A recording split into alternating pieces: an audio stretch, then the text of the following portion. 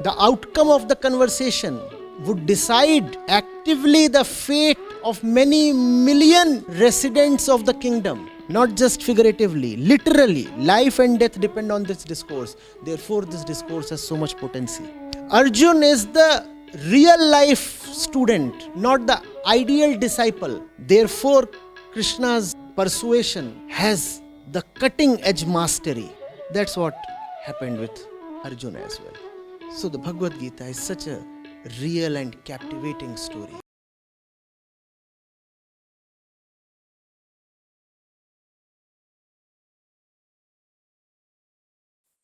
Very good afternoon, Acharya ji. So just let me introduce myself first. I'm Dr. Anasuya Roy, PhD from Textile Technology in 2019. So my question is, so you always say that truth or righteousness is actually the one who needs Shakti, advertisement or power, right? Whereas Maya, on the other hand, is rampantly advertised and promoted. But if you look at today's context, money is also a very powerful tool which resides mostly with several people who might not be so much righteous. So, what do you suggest? Do we transform those power holders who are power holders of money into righteous one, or do you say that we should, transfer transform those people into more righteous one? Should the money be transferred, or should the people be transferred into a more righteous one? If I'm making any sense. So, if the latter is correct, how would you earn a huge money power from the system of Maya and without succumbing yourself to Maya? And eventually, what's the point? Because if you look at any particular time, there will be an equilibrium in the existence of both the right and wrong persons holding power. So this impact, I believe, won't be realized or be felt by the society. If you can kindly enlighten me on this issue.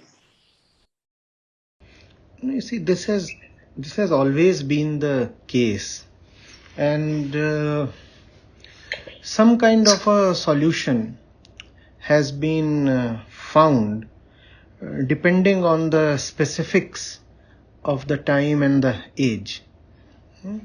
You look at that classical duel between Ram and Ravan.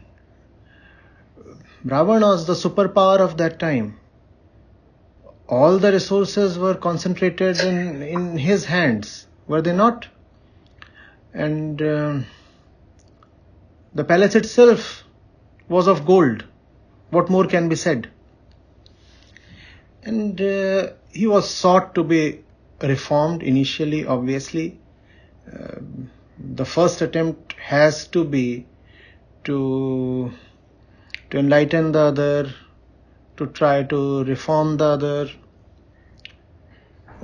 But that usually won't work.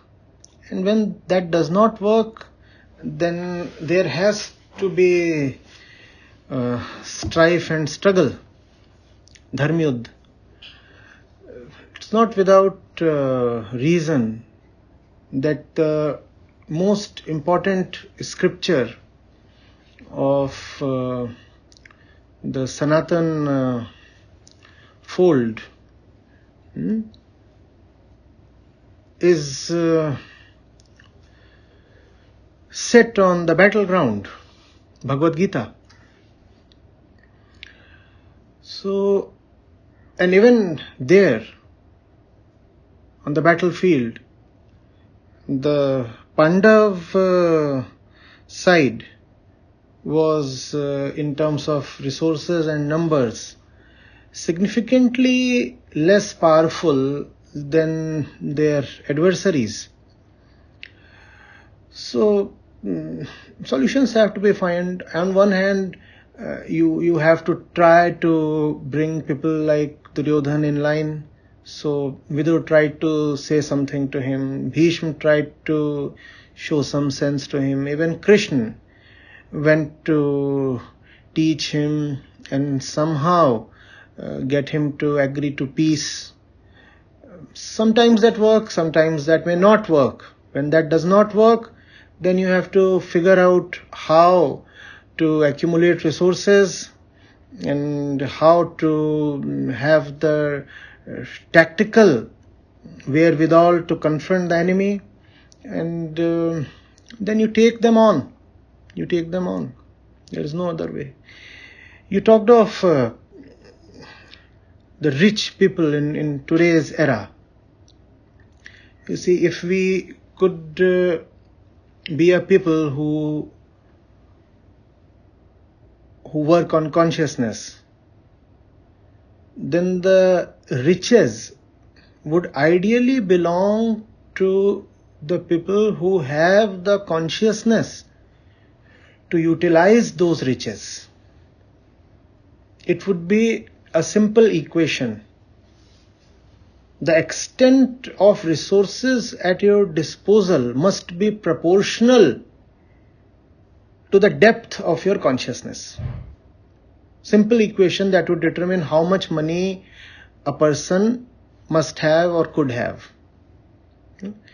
On the contrary, if you have a society in which people with very ordinary or even below ordinary levels of consciousness are commanding resources and power, then that society is bound to go down, as we are seeing today. And that's adharma in the social sense. That's exactly what Sri Krishna was trying to avoid.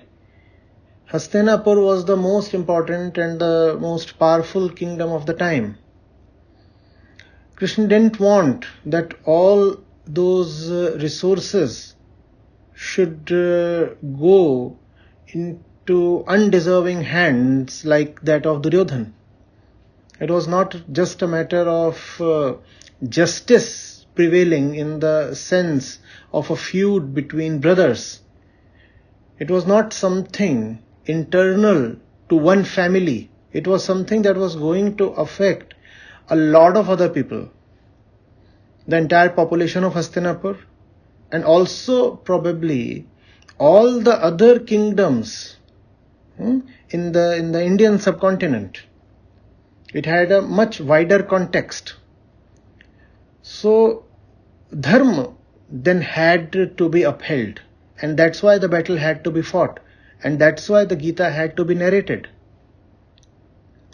That's something that you would need in every era, because Maya is at work continuously, and so she ensures that all kinds of nonsensical and atrocious things keep happening. All kinds of undeserving people keep getting power. They keep becoming the presidents and the prime ministers of the world, and even evil minds keep getting to accumulate wealth and influence. So when you see that happening, then it's upon you to go back to the Gita and remember what was instructed to you, and not be shy of a good battle. No,